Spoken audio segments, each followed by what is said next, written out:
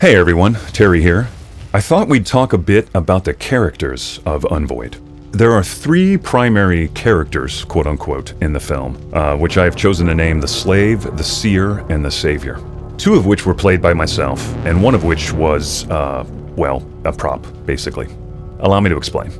The Slave is the first character we meet in UNVOID. It is, as far as we know, the first new creation on this new rock of a planet. And we are to believe that this creature will go on to be essentially the first new human being. The look and vibe I was going for was a fairly blank, soulless humanoid of a creature, a blank slate, if you will. There isn't really a whole lot to talk about in terms of how I went about it. I pretty much just shaved my body head to toe, painted myself gray, and took an old pair of gym shorts, cut the elastic out, dyed them a weird color, and boom, Bob's your uncle. I had initially planned on using colored contacts and opening my eyes, but I realized pretty quickly that that wouldn't be a very good idea. I had to be able to see in order to shoot this thing, and so I elected to just keep my eyes closed. Anyone who's ever worn colored contacts can tell you what a nightmare they are to work with. I would have preferred to have an even more sort of androgynous or formless look to the character, but short of using some pretty extensive prosthetics or a bunch of CGI in post, it just wasn't going to be possible, especially not with the budget and the time and the experience that I had to do all this. The second character we meet is the Seer. The general vibe and aesthetic of the whole film really was inspired by H.R. Giger and Mobius concept art from the 70s, as well as films like Under the Skin and Annihilation, and also old Tool music videos. And so the look of the Seer follows along with this general idea. I wanted the character to have a mysterious, sort of malevolent presence, but also vaguely allude to various religious iconography. That's where the idea for the almost ceremonial-looking hat that he's wearing here comes from. And the idea that it seems almost pagan and earthbound, but at the same time somewhat austere and perhaps even otherworldly. All that comes from that set of fairly disparate influences. I wanted the look of this character to suggest that this role he plays in the rebirth of the universe is perhaps not entirely voluntary, and really the idea here is to convey that, in fact, perhaps no one in this story is here entirely of their own will. And so that's where we get things like the barbed wire around his face and the bindings on the arms and legs of the slave. The decision to have the Seer be on fire was a late call that I made once shooting was wrapped and I was in post. I initially had a more grand plan for how he would look in camera. I had planned for the costume to be a good bit more elaborate than what I ultimately ended up shooting. But again, I had to make some concessions to how difficult it was going to be to shoot this thing once dressed up and all this various mess, and still be able to operate a camera and all the other stuff that goes along with, making a short film. So I ultimately decided that the fire effects would be the way to go, to get me the rest of the way to a look that I was happy with.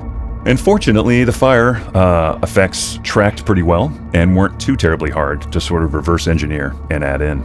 I am by no means an experienced visual effects artist, and I'm sure it shows, but I did the best I could to make things seem believable, while at the same time seem somewhat magical, I guess.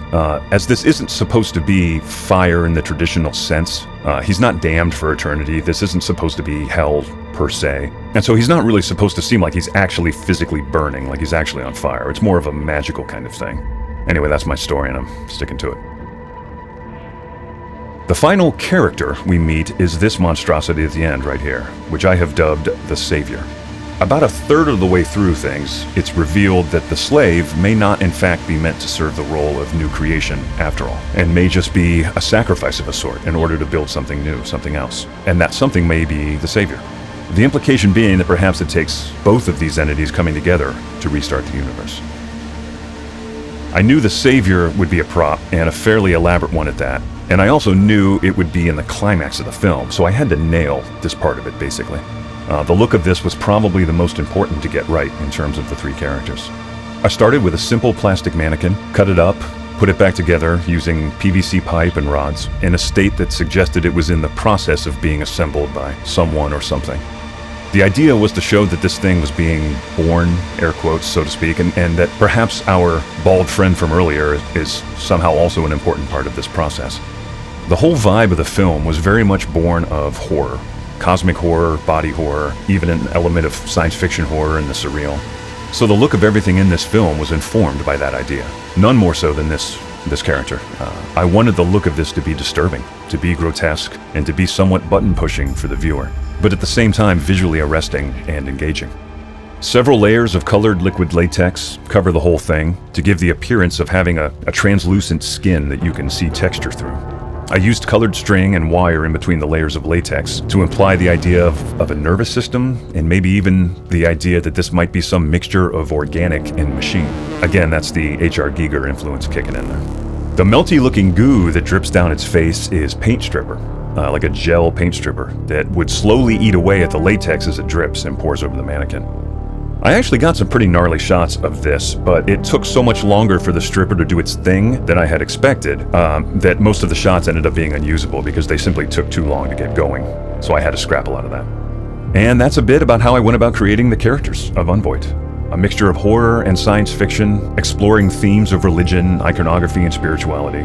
And the look of these characters had to be able to convey that idea and those themes relatively quickly. And I hope I was able to achieve that. Okay, thanks so much for watching.